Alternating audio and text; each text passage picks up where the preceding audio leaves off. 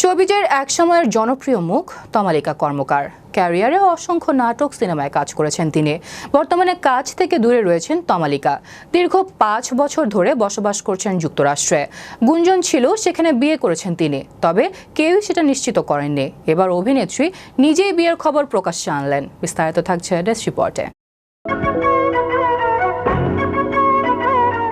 শোবিজের একসময়ের জনপ্রিয় মুখ তমালিকা কর্মকার। ক্যারিয়ারে অসংখ্য নাটক, সিনেমায় কাজ করেছেন তিনি। বর্তমানে কাজ থেকে দূরে রয়েছেন তমালিকা। দীর্ঘ 5 বছর ধরে বসবাস করছেন যুক্তরাষ্ট্রে। গুঞ্জন ছিল সেখানে বিয়ে করেছেন তিনি, তবে কেউই সেটা নিশ্চিত করেননি। এবার অভিনেত্রী নিজেই বিয়ের খবর প্রকাশ্যে আনলেন। 54 বছর বয়সে বিয়ে করলেন এক সময়ের জনপ্রিয় অভিনেত্রী তমালিকা কর্মকার। 20 জানুয়ারি সামাজিক যোগাযোগ মাধ্যমে স্বামী প্রবীণকে বিবাহবার্ষিকীর শুভেচ্ছা জানিয়ে পোস্ট করেন তমালিকা। তবে কবে, কখন, কোথায় তাদের বিয়ের আনুষ্ঠানিকতা সম্পন্ন হয়েছে এই ব্যাপারে কিছুই জানাননি অভিনেত্রী।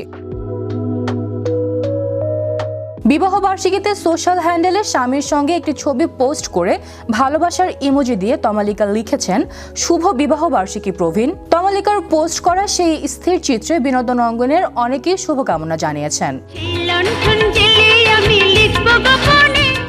জানা যায়, তমালিকা ও প্রবীণের বিয়ে অনেকদিন আগে হয়েছে।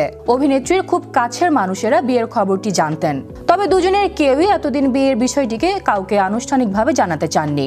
যুক্তরাষ্ট্রে যাওয়ার পর তমালিকার সঙ্গে পরিচয় হয় প্রবীণের। এরপর প্রেমের সম্পর্কে জড়ান তারা দুজন। পরবর্তীতে বিয়ের সিদ্ধান্ত নেন তমালিকা প্রবীণ। 5 বছর ধরে যুক্তরাষ্ট্রের নিউ জার্সিতে থাকেন তমালিকা। মাঝে মধ্যে দেশে আসেন।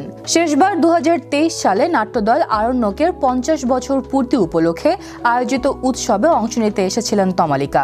এরপর তিনি আবার যুক্তরাষ্ট্রে ফিরে যান। তমালিকার অভিনয় শুরুটা মঞ্চ থেকেই, যখন তার বয়স ছিল মাত্র 3 বছর।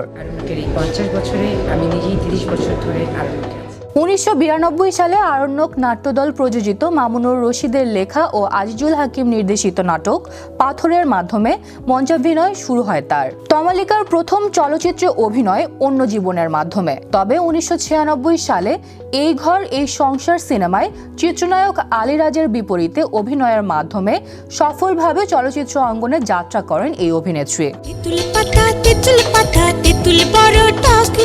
বিশ্ব বাংলা 24 বিনোদন ডেস্ক।